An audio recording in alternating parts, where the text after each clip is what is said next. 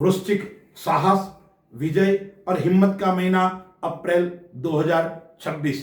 दर्शक मित्रों, स्कॉर्पियो राशि वाले जातकों के लिए अप्रैल 2026 में क्या होने वाला है, कौन से क्षेत्र में सफलता मिलने वाली है, हेल्थ, परिवार की दृष्टि से यह महीना कैसा रहेगा। दर्शक मित्रों, मैं पंडित राजेश दवे, वैदिक ज्योतिष परामर्श केंद्र, आपको जो यह फलादेश बता रहा हूं, यह फलादेश गोचर के अनुसार बता रहा हूं। आप अपने जीवन के बारे में जानना चाहते हैं तो मेरे से व्यक्तिगत संपर्क कर सकते हैं। दर्शक मित्रों, मैं आप पहले अपन ग्रह की स्थिति जानते हैं। चौथे घर के अंदर राहु, मंगल एवं बुध गोचर कर रहे हैं। मंगल 2 अप्रैल को मीन राशि में आ जाएगा और बुध है वो अपनी नीच राशि के अंदर 10 तारीख को आ जाएगा। पहले से 5वें भाव के अंदर सूर्य और शनि महाराज युति कर रहे हैं। सूर्य है वो 14 तारीख को मीन राशि को छोड़कर अपनी उच्च राशि के अंदर यानी मेष राशि के अंदर भ्रमण करेगा। शुक्र पहले से वहां बैठे हैं और शुक्र है वो 19 तारीख को अपनी स्वराशि के अंदर 7वें घर के अंदर गोचर करेंगे।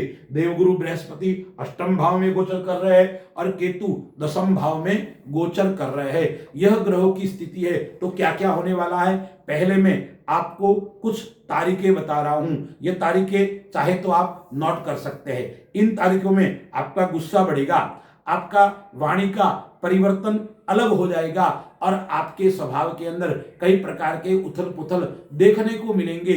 इसलिए आपको वाणी के ऊपर संयम बरतना है और अपने परिवार के साथ में या अपने व्यापार क्षेत्र के अंदर साथ में रहने वाले लोगों के साथ में आपका व्यवहार अच्छा और कुशलता पूर्वक होना चाहिए। तो वो कौन सी तारीख है? 3, 4, 5, 13, 14, 21, 22 एवं 23 तारीख वृश्चिक राशि वाले के लिए मध्यम और खराब रहने वाली है। स्कॉर्पियो राशि वाले जातक, मैंने जो आपको तारीखें बताई है उन तारीखों में आपको अपने वाणी के ऊपर संयम बरतना है। इस बात का विशेष आपको ध्यान रखना है। आइए सर्वप्रथम हम व्यापार की दृष्टि से विचार करते हैं, कार्य क्षेत्र की दृष्टि से, आर्थिक दृष्टि से।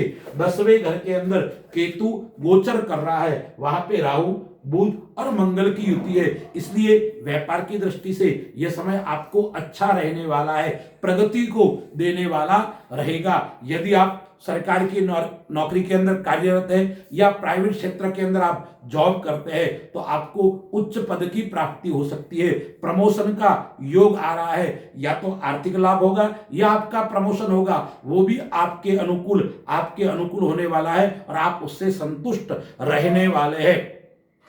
निवेश की दृष्टि से करते हैं तो व्यापार के अंदर निवेश आपको करना है, लेकिन जरूर सावधानी पूर्वक करना है, थोड़ा आपको ध्यान रखना है। इस व्यापार के अंदर आपके रुके हुए धन का आगमन होने वाला है, या पुराना धन आपने कहीं इन्वेस्ट कर रखा है, आपका धन कहीं ब्लॉक था, वो धन पूरा आपको प्राप्त हो सकता है। लेकिन मन के अंदर द्वंद्व चलेगा, करूं या न करूं, यह निर्णय आपको स्वयं को लेना है। लेकिन आपका निर्णय, आपका साहस, आपका धैर्य आपके लिए अच्छा और श्रेष्ठ रहने वाला है।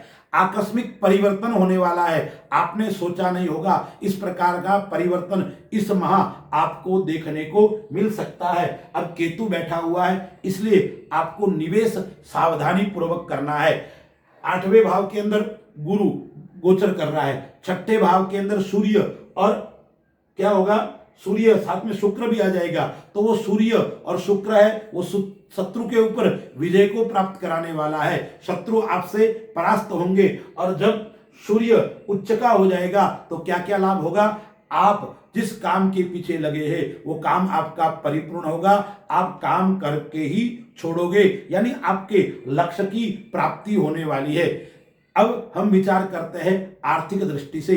आर्थिक दृष्टि से यह अप्रैल महीना स्कॉर्पियो राशि वालों को मिश्रित फल देने वाला रहेगा। लेकिन देवगुरु बृहस्पति अष्टम भाव के अंदर बैठा हुआ है, मिथुन राशि के अंदर बैठा हुआ है और आय भाव का स्वामी, आय भाव की राशि के अंदर देवगुरु बृहस्पति बैठा हुआ है और आय भाव का स्वामी और अष्टम भाव का स्वामी बुध है वो 10 तारीख तक का है, चौथे भाव के अंदर गोचर कर रहे हैं। तो आपको भूमि से आकस्मिक लाभ का योग बन रहा है, या ऐसा काम होगा जो अचानक धन की प्राप्ति कराने वाला होगा, यानी आकस्मिक धन की प्राप्ति भी इस माह के अंदर आपको हो सकती है। लेकिन आपके माता का स्वास्थ्य मध्यम रहेगा। इंजीनियरिंग क्षेत्र से जुड़े हुए व्यक्ति है उनके लिए भी समय उत्तम और श्रेष्ठ रहने वाला है।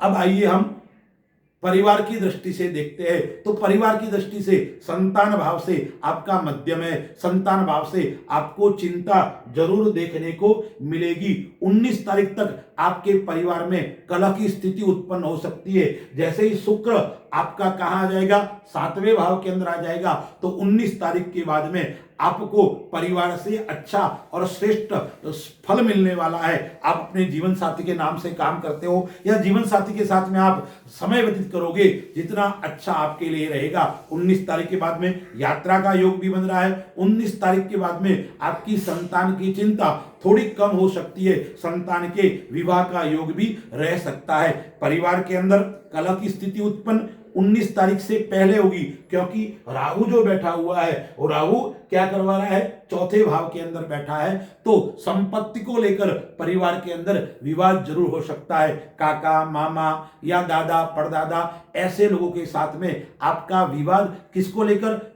पैतृक संपत्ति को लेकर आपको विवाद उत्पन्न हो सकता है। इसलिए आपको ध्यान रखना पड़ेगा। इस माह के अंदर आपको कोई भूमि नहीं खरीदना है, कोई गाड़ी नहीं खरीदनी है। खर्च होगा इसके अंदर, मकान के रिपेयर के अंदर गाड़ी की कोई नुकसान हो सकता है, इसलिए नई गाड़ी आदि आपको नहीं खरीदनी है।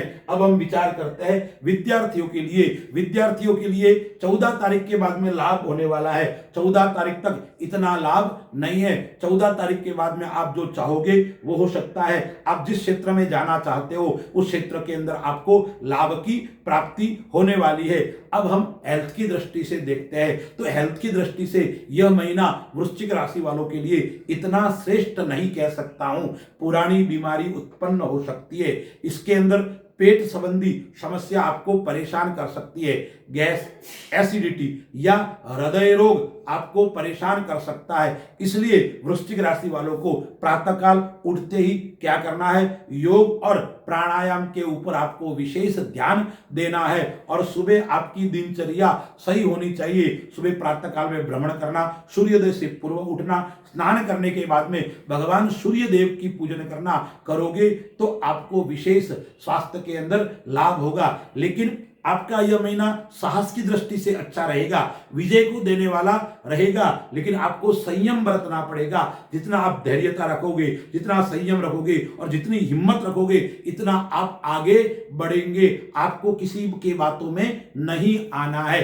अब हम कुछ बिंदुओं के ऊपर विचार करते हैं जो आपको ध्यान रखना है। सर्वप्रथम आपको वाहन आदि नहीं चलाना है, चलाओ तो धीरे चलाना है।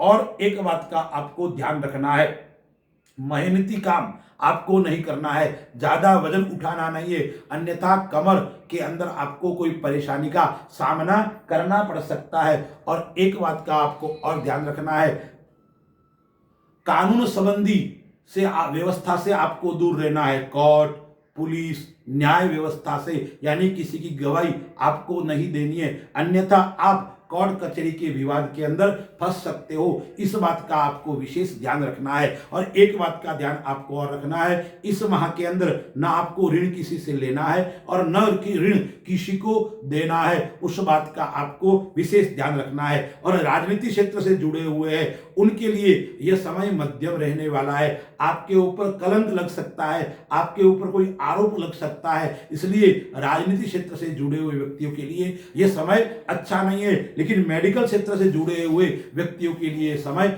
अच्छा रहने वाला है। अब आपको उपाय क्या क्या करना है, सर्वप्रथम आपको सूर्य भगवान की उपासना करनी है। आदित्य हृदय स्तोत्र का आपको पाठ करना है। और उपाय क्या करना है, आपको मंगलवार और शनिवार के दिन भगवान हनुमान जी की पूजा करनी है। उसके अंदर क्या कर सकते हो, आप संकट मोचन का पाठ कर सकते हो, बजरंग बाण का पाठ कर सकते हो या हनुमान चालीसा का पाठ कर सकते हो। और राम रक्षा स्तोत्र का पाठ करो तो आपके लिए उत्तम और श्रेष्ठ फल देने वाला रहेगा। इस माह के अंदर आपको पीली वस्तु का दान करना है, गरीबों को आपको दान देना है और बालिकाओं को भोजन कराना है। जितना बालिकाओं को भोजन कराओगे और बालिकाओं का पूजन करोगे, इतना आपके जीवन के अंदर श्रेष्ठ और उत्तम रहने वाला है। अस्तु। जय श्री राम।